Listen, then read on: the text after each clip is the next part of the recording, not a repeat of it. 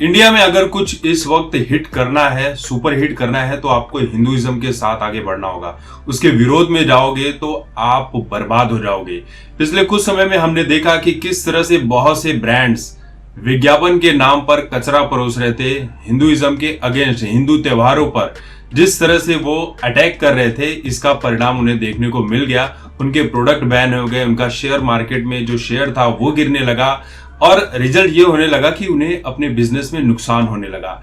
यही चीज बॉलीवुड की वेब सीरीज और फिल्मों में भी देखने को मिला। और जो हिंदुइज्म के अगेंस्ट एंटी नेशनल हैं, इन सब के चलते इन सभी को बहुत नुकसान हो रहा था। हिट होना है तो ये गलती बिल्कुल भी मत करना। नेटफ्लिक्स ने भी यही गलती की थी। मार्च और अप्रैल के महीने में नेटफ्लिक्स के बहुत ज्यादा सब्सक्राइबर्स उन्होंने रिन्यू भी नहीं किया। वो जो सब्सक्राइबर थे वो अनसब्सक्राइब करके चले गए।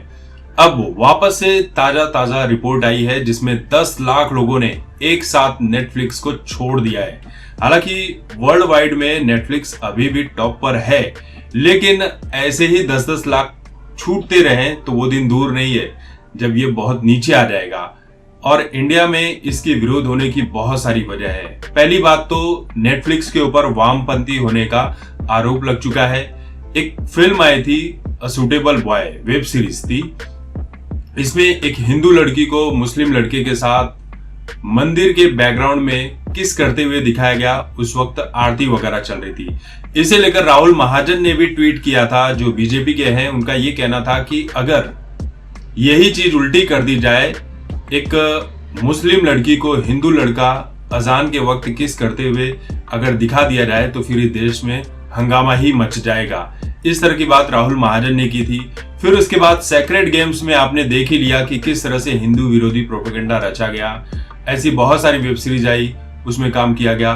घोल करके एक वेब सीरीज आई थी, उसमें भी अनुराग कश्यप की थी। उसमें किस तरह से हिंदू विरोधी और एंटी नेशनल चीजें दिखाई गई थी। और नेटफ्लिक्स की ऐसी तमाम कंटेंट है जिसके ऊपर देश विरोधी और हिंदू विरोधी होने का स्टैंप लग गया है, जिसके चलते लोग इसे छोड़ने लगे। और एक वजह तो ये है ही है। दूसरी सबसे बड़ी वजह ये भी है अनसब्सक्राइब करने की। बहुत सारे प्लेटफॉर्म से लोग सब्सक्राइब कर रहे हैं, ऐसा नहीं कि सिर्फ नेटफ्लिक्स से ही कर रहे हैं। नेटफ्लिक्स सिर्फ फिल्में और वेब सीरीज दिखाता है, जबकि हॉटस्टार, सोनी लिव और प्राइम वीडियोस ये सब लाइव क्रिकेट्स भी दिखाने की होड़ में आगे निकल रहे हैं। इसलिए लोग इन्हें ज्यादा जुड़ना चाहते हैं इन प्लेटफॉर्म से। हॉटस्टार इस वक्त बहुत तेजी से आगे बढ़ रहा है और अमेजॉन प्राइम ये भी कड़ी टक्कर दे रहा है। सबसे बड़ी बात यह है कि टेलीग्राम और बहुत सारे ऐसे साइट है जहां से फिल्में फ्री में डाउनलोड कर ली जाती है। तो जो लोग फिल्म देखना चाहते हैं, वेब सीरीज देखना चाहते हैं, वो इन प्लेटफॉर्म्स को पैसे क्यों देंगे? ये भी सबसे बड़ा सिरदर्द है इन फिल्म मेकर्स के लिए। नेटफ्लिक्स को वैसे लगा था कि जुलाई महीने तक उनके 20 लाख सब्सक्राइबर अनसब्सक्राइब करके निकल जाएंगे, लेकिन ये आंकड़ा थोड़ा कम हो गया। 10 लाख लोगों ने ही सिर्फ अनसब्सक्राइब किया है। हालांकि नेटफ्लिक्स को ऐसा लग रहा है कि आने वाले कुछ महीनों में, यानी साल का अंत होते होते 20 लाख लोग और जुड़ जाएंगे। लेकिन यहां तो कुछ महीनों में 20 लाख लोग छोड़कर चले गए हैं। तो नेटफ्लिक्स के लिए बहुत बड़ी सिरदर्द की बात है। यही रहा तो इंडिया से उसे अपना बिजनेस समेट कर जाना पड़ेगा। करण जौहर अकेले ही इकलौते ऐसे हैं जो नेटफ्लिक्स को बर्बाद करने में कोई कसर नहीं छोड़े हैं।